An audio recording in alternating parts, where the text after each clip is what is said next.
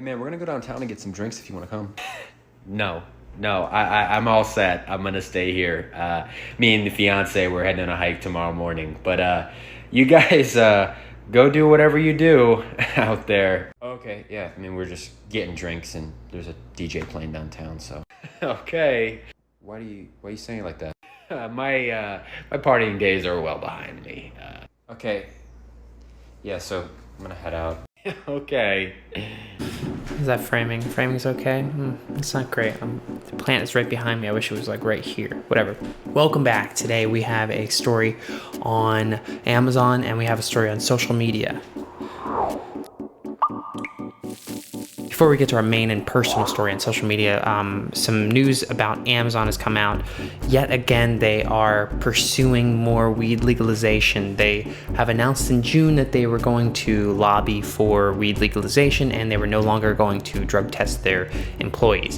What has now come out is that they past employees that had been reprimanded or fired from random drug tests for marijuana are now able to come back to the company.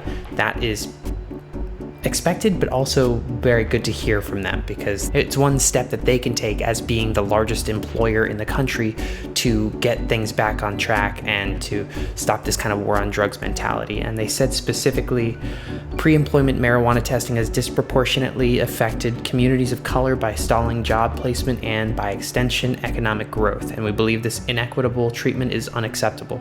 So it's good to see them righting the wrongs of the past from the company. The last piece of news from this statement that they released is that they also are supporting or endorsing the Senate bill, the Senate weed legalization bill, which is titled the Cannabis Administration and Opportunity Act, which is not as exciting sounding as MORE Act. So they had previously announced that they were endorsing the MORE Act, which was the bill in the House, and the Cannabis Administration and Opportunity Act, the CAOA bill, is the one in the Senate that is sponsored by Schumer, Wyden, and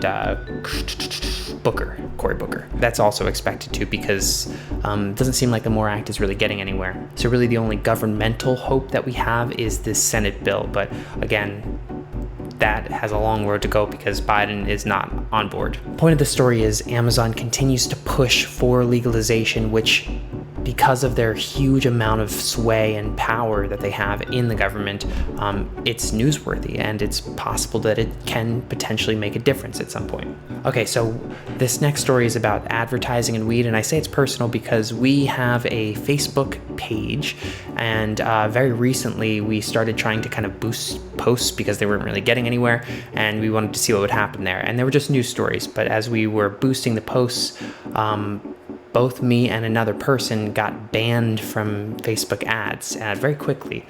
I'll put a little screenshot of it up on the screen here. One thing Facebook does that is very frustrating is they don't get into the details of why you were banned. They say you violated policy, but the things that they were pointing to were kind of soliciting or trading or selling marijuana or illegal goods, and we weren't doing that. They're just news stories. So it's kind of tricky to say that because we are reporting news on marijuana, we are kind of breaking their policy, and it doesn't make sense to me really, but that's the way that they deal with things. So it then made me think, what are the other social media platforms doing when it comes to marijuana? And there are two in particular that are brand new or relatively new, and thought I'd look into them. The first is Clubhouse, and Clubhouse is that app that made waves in the very beginning, probably I think of this year or last year or whatever, where they were invite only, so it had this exclusive quality to it, and everyone wanted to be invited to Clubhouse. And it's an audio app where you kind of go into different rooms and you can listen to audio, or you can be a part of an audio, or you can do it with your friends, or you can do it with like larger things.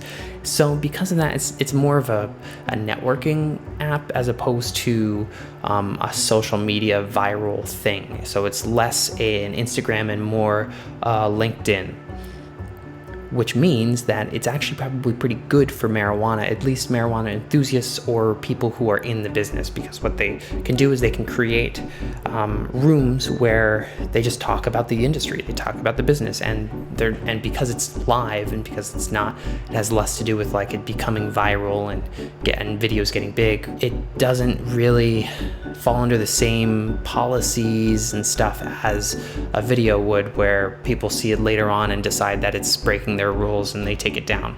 They can't do that with Clubhouse. So it's actually become this very great place for networking. For instance, Curaleaf, one of the big American weed companies, has started to kind of use Clubhouse to create different networks on there. They just made a discussion called nanotechnology in cannabis. So it's very hyper-specific stuff designed specifically for people who are into the industry and care about that. But it works really well for that. The other one that I want to talk about, the other app that I want to talk about, is TikTok. And TikTok is, of course, a pretty huge phenomenon at this point. I put videos in this video because they can be great and funny and home video-esque, and that's always nice when there's less preparation involved and people just throw it up there and it has a charm to it. But they also have a policy against any controlled substance, any kind of trading or selling of a controlled substance. So weed is in that category. However, people have gotten really good at dodging that, at going around it. For instance, they use hashtags that are not weed, but they spell out weed O-U-I-D, or they say hashtag oregano, or what else? Hashtag leek, not leek, hashtag leaf. People have gotten really good at disguising their weed videos. For instance, here's a video by the founder of Bowls, which is a company that makes and sells glass and things. This one actually went kind of viral. This has over 1 million views right now.